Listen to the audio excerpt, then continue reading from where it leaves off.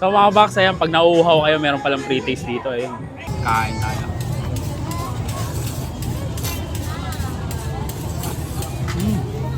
Kain.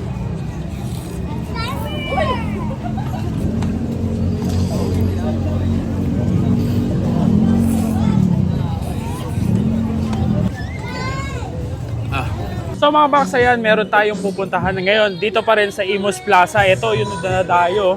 Grabe, ang daming tao.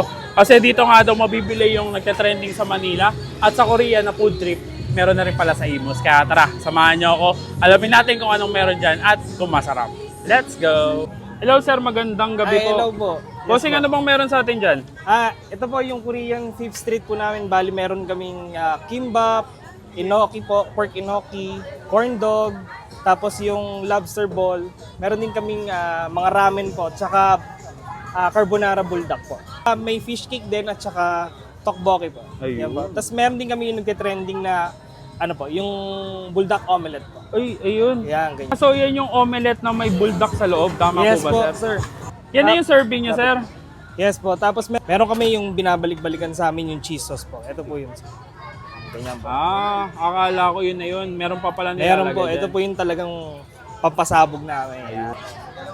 Bali, 169 lang to sir. May cheese sauce na yung kasama. Okay Tapos may mga toppings na rin. Tapos bossing, parang natatakam ako dito. Yes sir. Meron tayo niyan. Pwede ba i-partner yan dyan? Pwede sir. Tapos Ayun, meron din siyang sauce. Ganyan po yun. Ayun. Tapos lalagyan mo siya ng sauce para masarap. Uy, okay. Magkano na yan bossing? Bali sir, ano po siya, 169 at saka 95 pesos. Tatlong peraso na siya sa isang stick.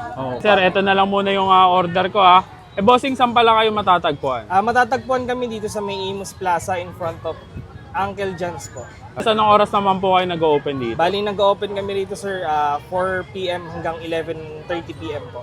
Anong kakaiba dito sa mga tinitinda mo dito bossing? Kakaiba sa mga tinitinda ko yung authenticity ng mga ginagawa ko is talagang legit talaga. Tikman mo muna to enjoy bossing po. Thank Salamat you. po.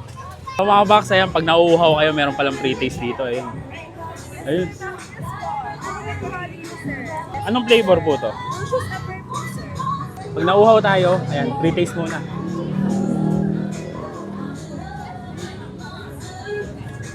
Sarap. Sobar mocktails, ayan.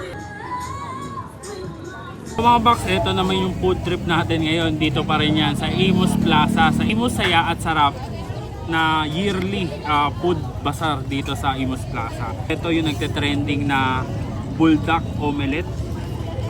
Nagte-trending siya at meron na nga dito sa Imus. Tapos pinadagdagan ko yan syempre ng pork enoki. Syempre mga box, meron tayong drinks dito. Ito naman yung non-alcoholic na cocktail o mocktail. Ayan.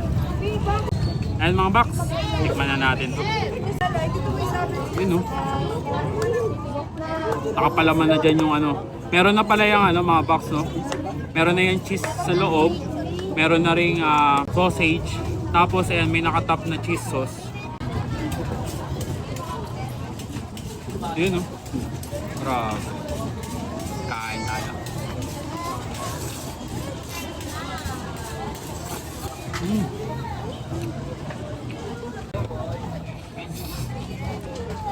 Guys, take note dahil bulldog to, maangkong siya.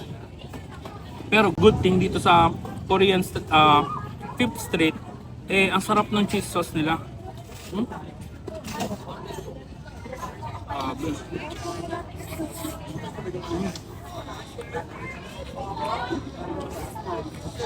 Try naman natin tong kanilang pork enoki na pinatoppings natin.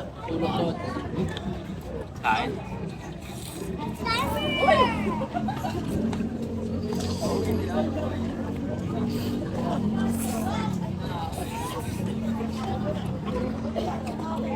Sarap ng nila. Ang sarap ng bulgogi sauce nila. Tsaka bumagay siya kasi medyo matamis-tamis to. Bumagay siya dito sa medyo may anghang ng konti. Panalo. Try nyo. Siyempre mga box, kung meron tayong pambara, meron din tayong panula. Ayan. So ito yung mocktails nila. Isa to sa bestseller ng Sobar. At good thing meron silang Happy Month. Yan. Kung sa mga bar, merong happy hour, sa kanila happy month. Dahil yung ganito is dalawang ganito yung orderin nyo for only 150 pesos. Kung isa lang, 100 pesos. Diba? Kahit anong flavor yon dun sa kanilang classic.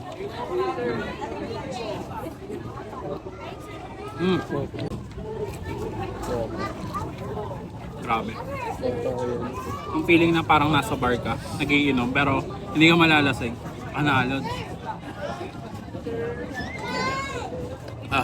Ayan. So mga box, ilan lang yan sa mga food tripan dito sa Imus Cavite, pero babalik pa rin tayo dito para maghanap pa ng iba. So paano? Uubusin ko muna to.